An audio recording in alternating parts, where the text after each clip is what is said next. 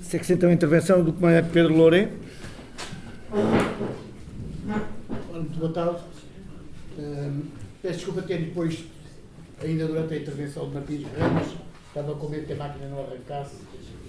A minha intervenção vai ser... tiveste-me a sabotar a intervenção. Exatamente. Eu não lembro disso. Mas foi quase no fim. Portanto, eu vou falar sobre o programa do MFA e mas penso que antes de falar do próprio programa em si, que é uma coisa que hoje, sobre o seu próprio conteúdo, há muita gente que já não se lembra ou nunca o conheceu bem. Eu penso que é importante dar umas palavras sobre a própria evolução do movimento dos capitães e a sua própria evolução do ponto de vista político.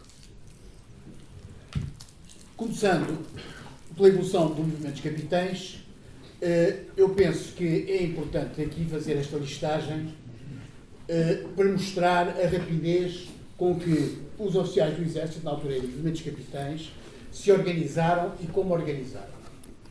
Partindo daquelas datas do Congresso dos Combatentes e de 1 a 3 de junho de 73 e do Decreto-Lei Geral da Integração dos oficiais organismos milicianos, os quadros permanentes, no fundo são os dois grandes motivos disputadores do próprio movimento dos capitães. Não quer dizer que fossem o fundamental da sua movimentação, mas foram as duas grandes causas próximas do movimento dos capitães. A partir deste momento, dá-se uma sucessão até final de 73, princípio de 74, de facto, de reuniões de extrema importância. São só as mais importantes. Portanto, pode-se ver que logo em agosto de 73, quer em Lisboa, quer em Bissau, há reuniões a contestar o decreto-lei. Há uma reunião, no fundo pode ser a reunião, foi a reunião de fundação do próprio movimento dos capitães em Alcácer 970. Há reuniões também em Angola e Moçambique. E há, em 6 de outubro, uma reunião de extrema importância, que é a chamada reunião quadripartida, em que é decidido pelos oficiais do Exército recolher abaixo pedidos de demissão do oficial do Exército, com data em branco, e esses pedidos de demissão foram entregues a uma comissão que as apresentaria no Ministério do Exército, caso se realizassem um conjunto de situações. É evidente que isto é uma medida de extremo, e foram conseguidas quase, ou penso muito perto de 700 pedidos de demissão.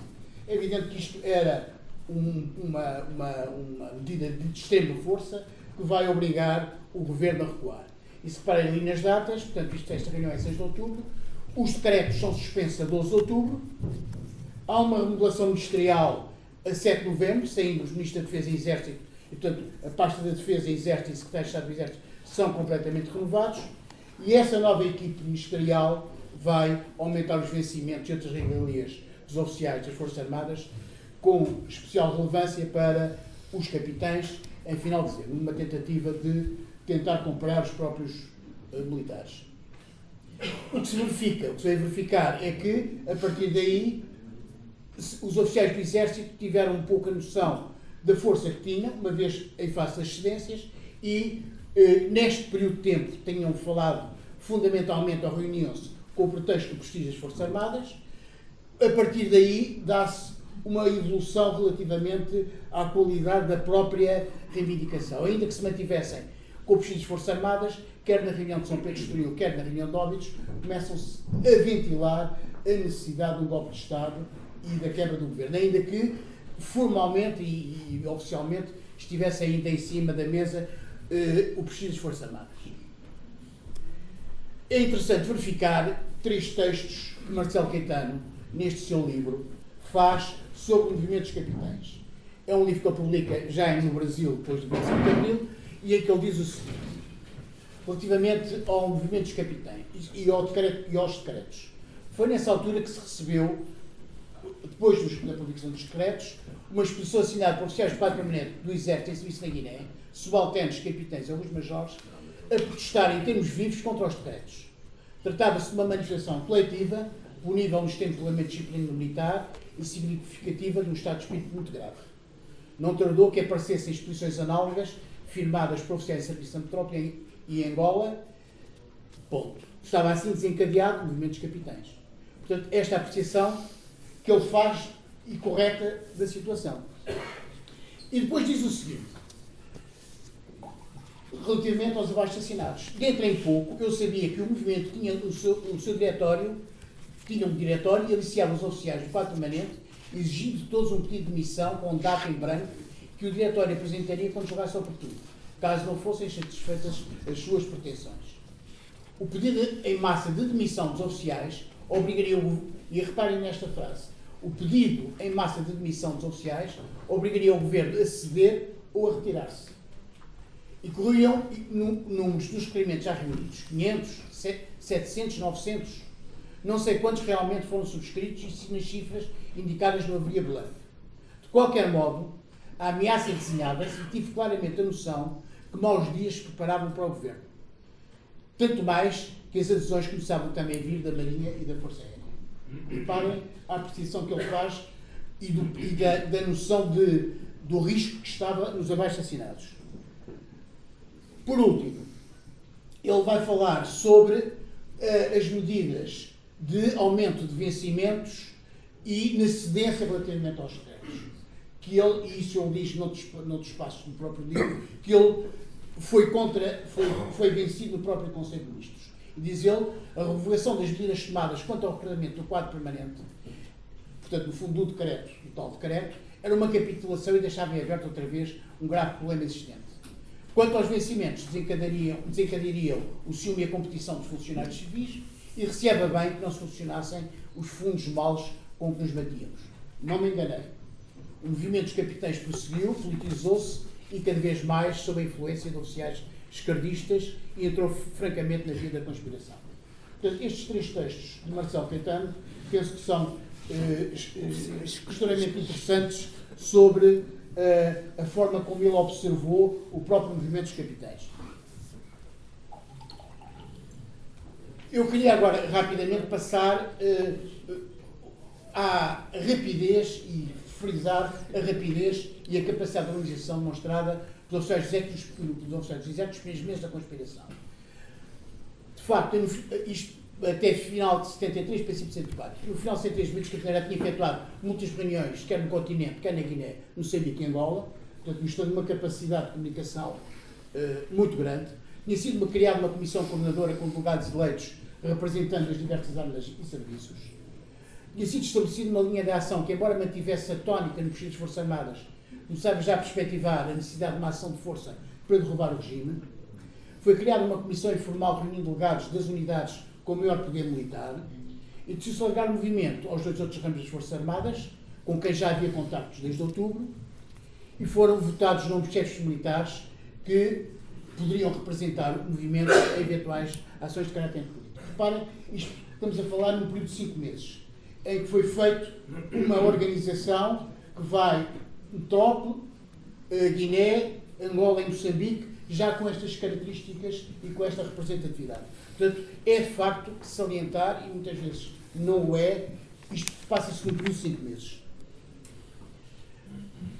E se, do ponto de vista da organização e na preparação para os aspectos de caráter claramente militares e de se colocar na ação, os militares do Exército foram extremamente rápidos, relativamente à componente política, ela já foi muito mais lenta e teve muito mais dificuldades. Assim, nos primeiros meses não foi possível que o movimento das Forças Armadas saísse daquela formulação do prestígio das Forças Armadas. Embora muitos oficiais do Exército já perspectivassem a possibilidade do golpe militar, só que não havia ainda condições objetivas no seio da própria massa dos militares, do Exército, para avançar com posições mais avançadas. Portanto, eu posso afirmar aqui que a grande capacidade de organização demonstrada pelo movimento não correspondeu a uma idêntica capacidade na definição dos seus objetivos políticos. E aqui vai-se dar, e reparem, nós já estamos a 3 meses do 25 de Abril. Portanto, em fevereiro de 74, há uma célebre reunião em casa do Coronel Marcelino Marques, que é a primeira reunião onde se vai debater, portanto, vamos aproximar aqui já dos aspectos mais políticos, onde se vai debater pela primeira vez uma proposta de programa do MFA, uma proposta política, ou não de programa, mas uma proposta política mais avançada. Não vale a pena aqui falar das circunstâncias, mas o projeto apresentado foi bastante cauteloso, o que faz com que esse projeto tenha sido, na altura, não tivesse sido aprovado. Pela primeira vez vão estar presentes nessa reunião 3 oficiais de grande que iriam ter importância relevante para a frente. Foram os tenentes-coronéis Garcia dos Santos e Costa Brás e o Major Melo Antunes. E o Charais. E também o tenente-coronel Charais. Portanto, homens que depois para a frente vão ter bastante importância, como alguns saberão. Em consequência deste impasse, porque o documento não foi aprovado, é eleita uma comissão encarregada da nova redação do programa, constituindo Costa Brás, Melo Antunes, José Maria de Azevedo e Sousa Castro. Isto foi o resultado desta primeira reunião, como vê, em 5 de fevereiro de 74.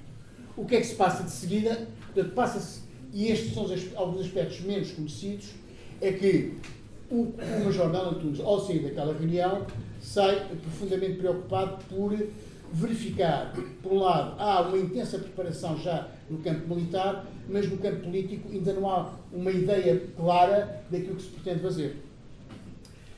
E é aí que se dá uma situação casual, em que há um alferes miliciano, que depois penso que terá sido mesmo chefe de gabinete do Melo Antunes, que era o Leal Loureiro, que também conhecia um camarada do nosso Marinha, Almada Contreiras. E ele conhecia as apreensões de Melo Antunes, assim como conhecia as apreensões da Marinha. Tinha tal movimento organizado que a Marinha tinha, e que ele sabia que as apreensões eram muito idênticas, e ele oferece para apresentar Melo Antunes aos tais oficiais de Marinha. E, de facto, isso veio a acontecer no princípio de fevereiro. Eu tenho a data, aponto para 7 de fevereiro, mas não é certa, não sei se é 7, se é 9, mas deve ser por aí, e vai-se fazer uma primeira reunião entre Melo Antunes, Almada Contreiras e Martins Guerreiro. A reunião é feita no bowling então do Contreiras, que era um R4, que aqui todos ainda conhecerão, em Algés. E aqui há, efetivamente, uma grande convergência de pontos de vista entre Melo Antunes e os 2 oficiais de Marinha. Por um lado, relativamente à análise da situação, eles apercebem-se claramente dos perigos, ou seja, o MFA estava organizado numa lógica claramente militar e de ação, e não tendo um programa político, se houvesse um golpe militar, era possível que quem o desencadeasse apanhasse a estrutura do MFA para um projeto de poder pessoal. Este era o risco que quer os oficiais de Marinha, quer Melo Antunes faziam. E, portanto, resolveram, combinaram entre si, preparar um programa para o MFA, um programa político para o MFA. E houve uma série de reuniões entre estes 3 homens, quer em casa do Martins Guerreiro, quer num restaurante posteriormente, em que foi possível definir, em primeiro lugar, as grandes linhas do programa, e reparem, não era difícil esse entendimento. Por um lado, Melo Antunes tinha tentado ser candidato à CDE, às eleições de 1969, nos Açores. Por outro lado, quer Martins Guerreiro, quer Almada Contreiras, tinham já uma prática política, como ele lhe referiu, já mais antiga, e inclusive tinham estado no Congresso da Oposição de Aveiro em abril de 73. Portanto, a confluência ideológica não foi difícil de encontrar. E, portanto, como é que se deu as reuniões? Havia as chegas, e o redator do programa era Melo Antunes, que ia apresentando nas diversas reuniões o esquema base do programa e que era afinado nessas reuniões. Portanto, isto foi como foi engendrado para o MFA. Se repararem, já agora, devia já ter dito isto, se repararem na história do 25 de Abril, e há hoje grandes contributos sobre a história do 25 de Abril, do Hotel, do Diniz de Almeida, do Vasco Lourenço, do Melo Antunes, se repararem, a história está feita com todo o pormenor. Contam-se as reuniões, onde foram, quem esteve, a que horas começaram, os documentos que foram aprovados. está tudo documentado e não há, até ao 25 de 74, não há grandes contradições, a informação cruza. Mas se repararmos sobre o que cada um destes oficiais do Exército diz sobre o programa da MFA, a grande maioria diz assim: o Melo Antunes chegou, trouxe um papel com o programa e foi isto que ficou. Se repararem que nestes livros não há grandes achegas. Mesmo no próprio livro da entrevista que o Melo Antunes dá à doutora Manuela Cruzeiro, ele não avança muito estes pormenores. Portanto, este foi, de facto, assim como ele, a primeira parte de elaboração do programa do MFA. Por outro lado, é preciso não esquecer que no dia 22 de fevereiro é lançado o livro Portugal e o Futuro pelo Jornal Spínola. Interpreta-se hoje que este lançamento terá sido uma tentativa de antecipação política de Spínola, colocando no terreno um projeto político.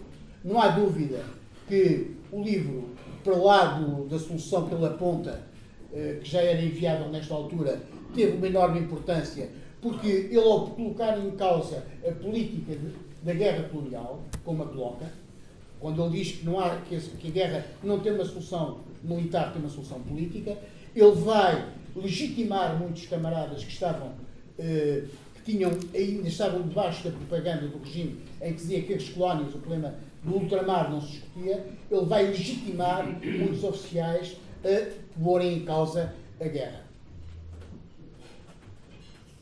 Por outro lado, o próprio movimento dos capitães, a sua direção política, começa a perceber da necessidade de ter, de facto, um programa político aprovado numa grande reunião. E assim é preparada a reunião de Cascais e é preparado um documento muito bem feito que se chama O Movimento das Forças Armadas e a Nação. Esse documento é uma fase inicial, é redigido pelo Melo Antunes em cooperação com estes oficiais de marinha também e com outros também, e há uma reunião em casa do Major Seabra, que aqui foi referido há bocadinho, da Força Aérea, em que esse documento, mais outro documento de Costa Brás, em que eu tive a oportunidade de estar lá aqui com o Vidal Pinho, com o Contreras, que não está aqui, e com o Costa Correia, em que foi uma reunião um bocado complicada, mas que se aprovou, de facto, um documento que foi aprovado na reunião de Cascais de 5 de março. Eu penso que é muito importante lermos aqui alguns passos desse documento, que, no fundo, são os documentos que abrem o caminho ao programa do MFA. E diz assim esse primeiro documento: o problema maior do povo português, e que em larga medida condiciona todos os outros, é, neste momento, o da guerra em 3 territórios africanos: Angola, Moçambique e Guiné. A questão é gravíssima e está na base de uma crise regional do regime já incontrolável pelo poder. E continua: se está generalizado, tanto no seio das Forças Armadas como na sede civil, a ideia que não pode obter-se uma vitória pelas armas, tudo é feito para que a opinião pública nacional, se enraize a ideia que o poder político já traçou a estratégia adequada e que as Forças Armadas não terão mais que segui-la para que a integridade dos territórios seja garantida. Consequentemente, se a situação se agrava ainda mais, facilmente se adivinha sobre quem recairão responsabilidades, ao mesmo tempo que o poder terá criado as condições propícias a um inocente lavar mãos. E, portanto, não vou ler tudo aqui que tem, mas há aqui uma frase-chave que diz: o problema ultramarino é político e não militar. Portanto, esta é a frase que cai em cheio em cima dos oficiais das Forças Armadas, como a realidade que eles próprios sentiam. E, por outro lado, diz o seguinte: diz que, à frente, portanto, fala aqui, por um lado, no problema ultramarino, e que tem que ser feito tendo em conta a profunda aspiração dos povos africanos a se governarem por si próprios, e, por fim, diz, por outras palavras, sem democratização do país não é possível pensar em outra solução válida para os gravíssimos problemas que se abatem sobre nós. Portanto, já que estão equacionados vários problemas. A guerra tem uma solução política e não militar. Há que pensar nos direitos dos povos africanos a se autogovernar, portanto, o problema da autodeterminação das colónias, e, por outro lado, a democratização do país. Portanto, este é um documento fundamental na história do 25 de Abril. Há aqui outra dado, portanto, em 8 de março este documento é aprovado a 5, e cai a repressão que aqui o Vasco já falou sobre vários oficiais do Exército, que uns acabam por ser detidos e outros e depois transferidos e outros logo transferidos de imediato. E aqui é feita uma reunião de emergência e é criada já uma estrutura do movimento, uma direção do movimento já operacional, já para a ação. O Vasco, que fazia parte da direção, estava preso e ia para os Açores e, portanto, passam a ver aqui dois nomes fulcrais neste período de tempo, que é Vítor Alves e Hotel Saraiva de Carvalho. É nessa altura que se dá esta reunião que estamos hoje aqui a evocar, portanto, reparem na sequência das ações, e eu chamava só a atenção, o Guerreiro já falou nisto, no último parágrafo que para mim é determinante. Os oficiais afirmam a sua determinação em não colaborar em quaisquer medidas dirigidas contra os camaradas de qualquer ramo das Forças Armadas. Portanto, 3 dias depois, vamos falar aqui na Brigada do Rio faz precisamente 40 anos, que Marcelo Caetano vai fazer um apelo, vai tentar legitimar-se perante as Forças Armadas e reúne os chefes militares. Não se apercebe que naquela altura os chefes militares não mandavam já nada, não é? Como se veio provar pouco tempo depois, e vão estar ausentes o chefe de Estado-Maior-General das Forças Armadas, Costa Gomes, o vice-chefe de Estado-Maior, Costa Gomes e António Spínola, e também o almirante Tiano Bagulho, que era secretário nacional de Defesa Nacional. Foram todos exonerados no momento. Dá-se depois o pronunciamento das Caldas em 16 de março, que é uma situação que ainda pouco esclarecida, mas de qualquer forma é uma saída intempestiva que não é da iniciativa do movimento, embora alguns oficiais do movimento tenham colaborado nela, até porque ou por falta de informação ou por outros motivos. Mas de qualquer forma é uma saída repentina e o que é que acontece? Vão ser presos 200 militares na sequência do falhanço do golpe, entre eles os mais importantes oficiais que apoiavam do grupo spinolista. Aqui, aquele aspecto da noção, por exemplo, o grupo 1 de escolas da Armada, que é ali em Vila Franca, que estava numa situação privilegiada para o corte das colunas do norte, da autoestrada, é mandado a sair, e aqui já os oficiais, que até aqui estão, se depois quiserem também dar alguma chega sobre a maneira como procederam, mas já aqui já tiveram que atuar nesse sentido. E o que é que vai acontecer é que aquele programa inicial, documento inicial que Melo Antunes, Martins Guerreiro e Contreiras fizeram, é entregue à tal comissão política que na altura era dirigida por Vítor Alves. E vai-se criar, nesse âmbito, uma comissão para discutir concretamente o programa do MFA. Normalmente, a composição dessas reuniões não era constante, mas estavam sempre Vítor Alves, Melo Antunes até 22 de março, que 22 de março ele vai para os Açores, portanto vai fazer companhia aqui ao Vasco Lourenço, Costa Brás, Franco Charais, Hugo dos Santos pelo Exército. Por vezes apareciam outros oficiais, o hotel aparecia às vezes, mas isto era o grupo mais fixo. E pela Marinha estava aqui o Sr. Almirante Crespo, estava o Contreiras e eu próprio. Portanto, estes nós mantivemos sempre a constância nas reuniões. Contreiras vai ficar com as ligações que Melo Antunes tinha com Álvaro Guerra, que era o jornalista e depois foi embaixador, como alguns saberão. E era um homem que depois acabará por ter alguma importância, porque é ele que vai fazer alguma ligação à rádio e depois até ao Guerreiro relativamente ao Jornal República.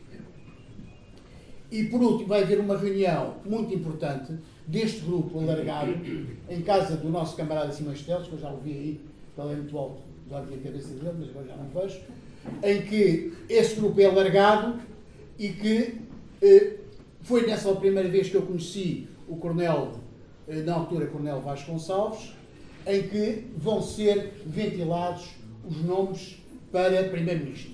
E daí saem os nomes de Raul Rê, na altura era diretor de República, Miller Guerra, que era o homem que foi da ala liberal, um professor médico, penso eu, católicos, e Pereira de Moura, também na altura um economista com bastante relevo. Portanto, nesta reunião, eu lembro-me por acaso de um facto engraçado, quando o Coronel Vasconcelos pega no programa da MFM, já estava concluído, ele diz assim: o nosso general nunca vai aceitar isto. Lembro perfeitamente desta frase, porque eu reparei no senhor, que era bastante mais velho que nós, não é? E ele disse, e depois o Vitório disse, mas nós já falámos com ele, e portanto, porque nestas reuniões deste grupo havia sempre a presença do general Spínola. Quer dizer, ele não estava lá em pessoa, mas havia quase uma autocensura, porque isto não sei se passa ou se não passa. E portanto, havia um condicionalismo, e portanto a presença dele acabava sempre por se manter alguma presença ali. E portanto, e depois, só para acabar esta primeira fase, depois da saída de Melo Antunes e já na proximidade do 25 de Abril, é decidido contactar algumas forças políticas, concretamente o PS, o CDE, o PCP e movimentos católicos progressistas. E são contactados daqui José Magalhães Godinho e o Coronel Lobo Dávila, José Manuel Tenharrinha, que é contactado 2 dias antes da sua prisão, e Vítor Vendo-Boróvios, António Romão, que está aí também, já ouvi, Pedro Coelho e Marcelo Couto. Penso que uma destas reuniões foi com o João Miranda Crespo e o Martins Guerreiro. E o Contreiro. E o Contreiro também no sol do carro dele. 5 lá dentro dessa conta. Portanto, há esta passagem no sentido de dizer a estas forças, olha, aquilo que se vai passar tem estas características, ou seja, vamos tentar fazer um golpe democrático, etc. Um golpe democrático. Exatamente. E foi. Relativamente ao próprio programa do MFA, eu agora vou passar, porque isto à frente já está um bocadinho morado. E foi. Que é o programa dos 3D, mas não vale a pena agora entrar por aqui, porque senão... Mas para dizer o seguinte, que os 3Ds do programa do MFA não foram uma invenção dos militares. Os 3Ds já constavam de muitos documentos da própria oposição democrática, embora, temos aqui que ser justos, a oposição democrática neste país só se consegue unir em torno dos 3Ds em abril de 73, no Congresso da Oposição Democrática. Portanto, antes disso, o D da descolonização andou sempre a patinar. Portanto, sobre os 2Ds, democratizar e desenvolver, houve sempre consenso. Nas próprias eleições de 69, como sabem, há uma divisão das forças da oposição democrática, dividem-se em CDE e CEU, e, portanto, mas há efetivamente documentos antigos, quer da CDE de 69, quer das conclusões do Congresso de Aveiro, em que os 3Ds do programa de medidas funcionárias estão lá clarinhos. Aliás, correspondem aos diversos capítulos das próprias conclusões. E agora vamos analisar propriamente o programa para finalizar, o próprio programa da MFA. E eu penso que é interessante verificar, primeiro, qual foi a estrutura de poder e qual era a lógica da transição. É que é importante referir isto.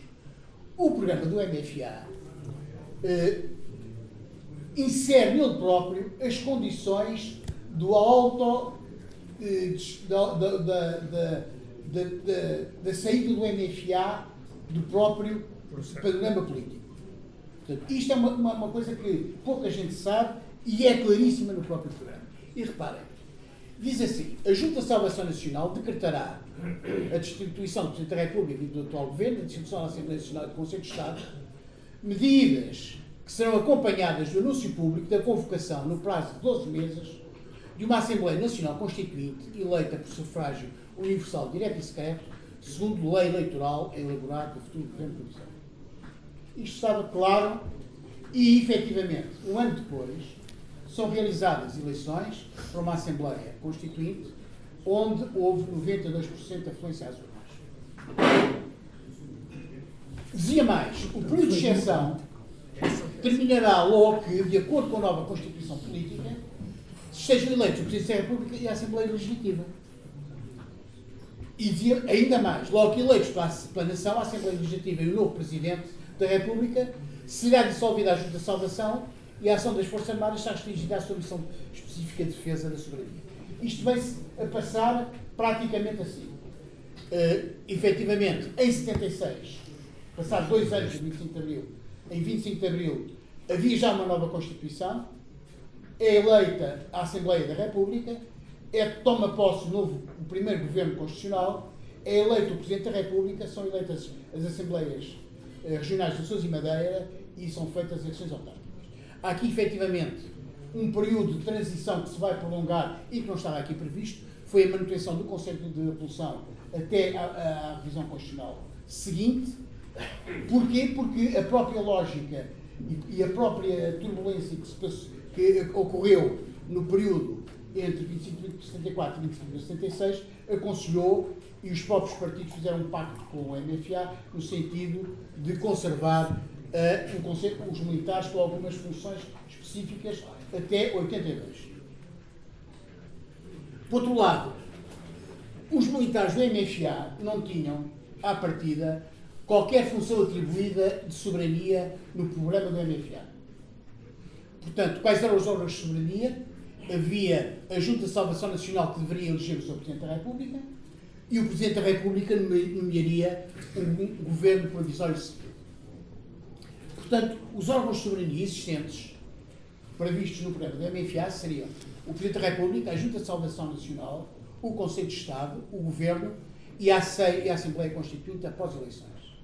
Portanto, no primeiro, se repararem aqui, os conselheiros, o MFA só vem a ter 7 elementos da sua Comissão Coordenadora representados no Conselho de Estado e no primeiro governo provisório não há, penso eu, um único militar do MFA. O da defesa. Da defesa não é do MFA. Pois não, do MFA. Portanto, reparem que isto é outra realidade interessante. Podes considerar o Firmino Miguel do MFA? Posso? Então, aqui, quem sabe mais que eu, havia um oficial do MFA, um Ministro da Defesa. Firmino Miguel. Podes considerar do MFA? Quem que Por outro lado, há outro aspecto das medidas imediatas a tomar pela Junta de Salvação Nacional. E eu estou aqui a falar no programa do MFA original. É bom que se diga. Depois João Almeida Crespo irá falar no segundo, no outro projeto, que no próprio dia 25 de Abril tentou e conseguiu parcialmente alterar algumas normas que aqui estão. Este é o programa original apresentado à Junta de Salvação Nacional no dia 25 de Abril. Portanto, e desculpa, publicado pelo Jornal República. Já vai, também já vamos fazer isso. Portanto, aqui há o processo, por um lado, de a destituição do Presidente da República, dos governadores civis, extinção imediata da DGS, Legião Portuguesa e Organizações Políticas de Juventude, entrega às Forças Armadas e indivíduos culpados de crime contra a ordem política, medidas para vigilância e controle de todas as operações económicas e financeiras com o estrangeiro. Amnistia imediata a todos os presos políticos, salvo os culpados de delitos comuns, os quais serão entregues ao foro respectivo, e a reintegração voluntária dos servidores do Estado, destituídos por motivos políticos, e a abolição da censura e exame prévio. Portanto, isto serão medidas imediatas. E depois o Governo, que viesse a ser formado, teria que fazer legislar sobre a liberdade de reunião e associação, liberdade de expressão, portanto, todo um conjunto de matérias que informam o Estado democrático. E foi feito, efetivamente.